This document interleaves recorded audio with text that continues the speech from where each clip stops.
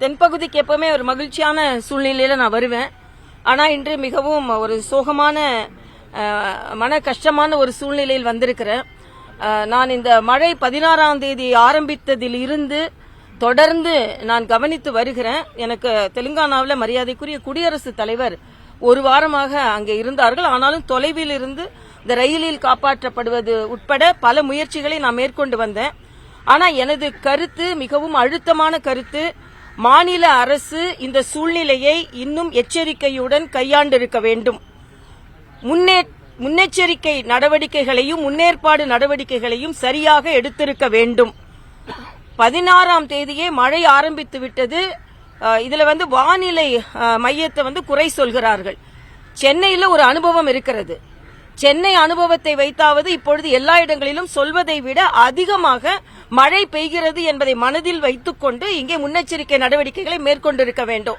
குஜராத்ல புயல் மழை வருகிறது என்றவுடன் ஏறக்குறைய 1 லட்சம் பேர் தாழ்வான பகுதியிலிருந்து அப்புறப்படுத்தப்பட்டார்கள். ஒடிசால ஃபைனி புயல் வரும்பொழுது 10 லட்சம் பேர் 1 மில்லியன் பேரை அப்புறப்படுத்தி zero casualty Orissa model of disaster management என்று அறிவித்தார்கள். ஆனா இங்கே உள்ள திராவிட மாடல் திண்டாடும் மாடலாக மாறி போய்விட்டது. நான் நேரடியாகவே முதலமைச்சரிடம் கேட்கிறேன். 18ஆம் தேதி இங்கே மக்கள் பரிதவித்துக் கொண்டிருக்கும் பொழுது வெள்ளத்தில் பாதிக்கப்பட்ட மக்களை முதல்வர் சந்திக்க வேண்டுமா, இல்லை என்றால் மக்களோடு முதல்வர் என்று கோயம்புத்தூரில் நிகழ்ச்சி நடத்த வேண்டுமா? அதற்கு அடுத்த நாளும் வரல. கூட்டணி கட்சிக்காக சென்று விட்டார். பிரதமரை பாக்குறதுக்காக தான் நான் டெல்லி போனேன் அப்படின்றாங்க. அப்ப கூட்டணி கட்சி நிகழ்ச்சியில கலந்துக்காம போனீங்களா? இல்லனா இங்க வந்துட்டு கூட நைட்டு 10:30 மணிக்குன்னா 6 மணிக்கு மேல கூட போயிருக்கலாமே டெல்லிக்கு. காலையில ஏன் போனீங்க? ஆக எல்லாமே விளம்பரம். இன்னொன்று, மறுபடியும் இந்த ஆட்சியை சார்ந்தவர்கள் ஒன்று சொல்கிறார்கள். மாற்றாந்தாய் மனப்பான்மையோடு மத்திய அரசு நடைபெற்றுக் கொண்டிருக்கிறது. நேரடியாக குற்றம் சாட்டுகிறேன். தென் பகுதிகளில் தென் மாவட்டங்களை மாற்றாந்தாய் மனப்பான்மையோடு இந்த தமிழக அரசு நடத்துகிறது. ஏனென்றால் 18ஆம் தேதி 17ஆம் தேதி மாலை 4 மணி நேரத்திற்குள் எல்லோரையும் அப்புறப்படுத்துங்கள் என்று கலெக்டர் தொலைபேசியில் தொடர்பு கொள்கிறார். நான் இப்ப கேட்டேன், எந்த இடத்துக்கு கூட்டிட்டு போன எப்படி சாப்பாடு போன்றதுன்னு பின்னால பாத்துக்கலாம், எல்லாரையும் அப்புறப்படுத்துங்க. எங்க அப்புறப்படுத்துவீங்க? என்ன ஏற்பாடு? டிசாஸ்டர் மேனேஜ்மெண்ட்டுக்கு 4-5 நாளாக எச்சரிக்கை வரும்போது என்ன கூட்டம் நடத்தினீர்கள்? இங்கே உள்ள பாராளுமன்ற உறுப்பினர் தனது அண்ணனான முதலமைச்சரை கட்டாயப்படுத்தி இங்க வர வைத்திருக்க வேண்டுமா வேண்டாமா? வந்ததுக்கு அப்புறம் நான் அவங்க கூட நிக்கிறேன்றதை விட வருவதற்கு முன்னால் என்ன முன்னெச்சரிக்கை நடவடிக்கைகளை மேற்கொண்டீர்கள் என்பதுதான் எனது கேள்வி. இன்னொன்று, இங்கே உள்ள 6 குளங்கள் எதையுமே தூர்வாரப்படாமல், இன்னும் சொல்ல போனா பல இடங்களில நான் இப்ப கேட்கும் போது நான் தொடர்ந்து மக்கள்கிட்ட கேட்டுக்கிட்டு தான் இருந்தேன். அதுல அவங்க பக்கல் ஓடைய ஒழுங்கா குறுகாம இருந்திருந்தா இன்னைக்கு பிரச்சனை இல்ல. அதே மாதிரி 48ஆம் கால்வாய கண்வாய ஒழுங்கா மதகுகளை நீங்க சரியான நேரத்தில் திறந்திருந்தீங்கன்னா பல இடங்கள் மூழ்கி இருக்காது. கோரம் பள்ளத்தை நீங்கள் சரியாக நிர்வகித்திருந்தீர்கள்னா அங்கேயும் பிரச்சனை வந்திருக்காது. இன்னைக்கு கோட்டையன் தோப்புன்ற இடத்தை இன்னைக்கு கூட தண்ணி நிற்குது என்று சகோதரர்கள் சொல்லிக் கொண்டிருக்கிறார்கள். குமரிக்காடு இன்னும் காடாக வெள்ளக்காடாக காட்சி அளித்துக் கொண்டிருக்கிறது. ஆக இதையெல்லாம் எதையுமே அவங்க சிந்திக்காம மழை வந்தால் இங்க பல ஆண்டுகள் மழை இல்லாமல் மழை வந்திருக்கிறது. இந்த மழை நீரை சேமிப்பதற்கோ வருங்காலத்தில் விவசாயிகளுக்கு பயன்படுத்துவதற்கோ என்ன முயற்சி மேற்கொண்டீர்கள்? ஆக இது அப்பட்டமாக இன்னும் மத்திய அரசை குறை சொல்லிக் கொண்டே இருக்கிறீர்கள்.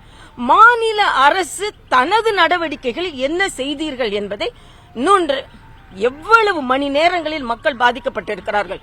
முதலமைச்சர் இந்த மாவட்டங்களில் செலவழித்த நேரம் எவ்வளவு மணி நேரம் இந்த மாவட்டங்களில் செலவழித்தார்? எவ்வளவு இடங்களுக்கு சென்றிருக்கிறார்? ஆக முதலமைச்சர் ஒரு நேரம் ஒரு இடத்திலிருந்து நிவாரணப் பொருட்களை கொடுப்பது முதலமைச்சரின் வேலை இல்ல. முதலமைச்சர் அவர்கள் இங்க எத்தனை மணி நேரம் செலவழித்தார் என்று மக்களிடம் நான் கேட்கிறேன். என்னைக்கு வந்தாரு, எவ்வளவு நேரம் இங்க செலவழித்தாரு? பாதிக்கப்பட்ட இடங்கள் ஏதோ 1 இடங்கள் இல்ல, மேப் வச்சு எங்கெல்லாம் பாதிக்கப்பட்டதோ அந்த இடங்களுக்கெல்லாம் இன்னைக்கு முழுவதுமாக நிவாரணம் மட்டும் போதாது, அவங்க வாழ்வாதாரத்திற்கு என்ன செய்து கொண்டிருக்கிறோம் என்பதையும் நாம் பாதிக்க வேண்டும்.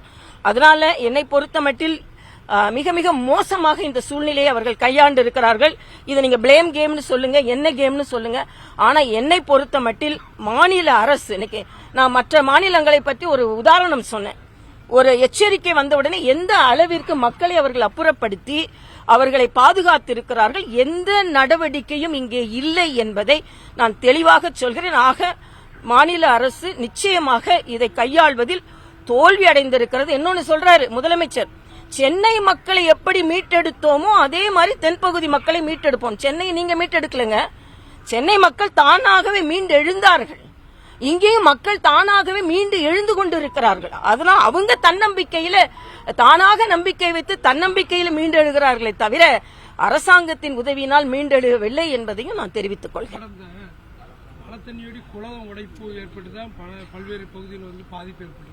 குளங்களை ஏற்கனவே தூர்வாரிக்கிட்டு இருக்கேன்னு சொல்லிட்டு இருக்காங்க கடந்த திராவிட 2 அரசுமே. ஆனா இப்படிப்பட்ட நிலையில எப்படி குளம் உடைஞ்சிருக்கும், கரைகளை மேம்படுத்த அதுதான் உங்ககிட்டே நான் கேட்கிறேன். 12 கோடி முதல்ல கோரம்பள்ளத்துக்கு, அப்புறம் 10 கோடியா? இந்த கோடியெல்லாம் எங்க போச்சு? நீங்க கோடி எல்லாம் கரெக்டா பள்ளத்துக்குள்ள போயிருந்ததுன்னா, குளத்துக்குள்ள போயிருந்ததுன்னா சரியா இருந்திருக்கும். சில பேர் குடலுக்கு போயிருந்தா நான் என்ன பண்றது? ஆக குளத்துக்குள்ள உண்மையாகவே கோடி கோடியா நீங்க செஞ்சிருந்தீங்கன்னா இன்னைக்கு மக்கள், பல கோடி மக்கள் பாதிக்கப்பட மாட்டாங்க. அப்ப இதுவே நீங்க நான் சரியா கேள்வி கேட்கறீங்க, கேள்வி கேட்கப்படணும். நீங்க தூர்வாடுறேன்னு சொல்றீங்களே, யாரு வாடுறா? தூர் வாடுறீங்களா, நீங்க வாரிக்கிறீங்களா? இதுக்கெல்லாம் கேள்வி வரணும், ஒயிட் பேப்பர் வேணும். நீங்க என்ன பண்ணீங்க இது வரைக்கும்? தென்பகுதி மக்களுக்கு தொலைதூர நடவடிக்கைகள், தொலைநோக்கு நடவடிக்கைகள் என்ன எடுத்தீர்கள்? மழை வந்தா என்ன செய்யணும், மழை வரலன்னா நான் என்ன செய்ய போறேன்? ஆக இந்த திட்டமே தென்பகுதி மக்களுக்கு இல்லை என்பதை நான் தெரிவித்துக் கொள்கிறேன்.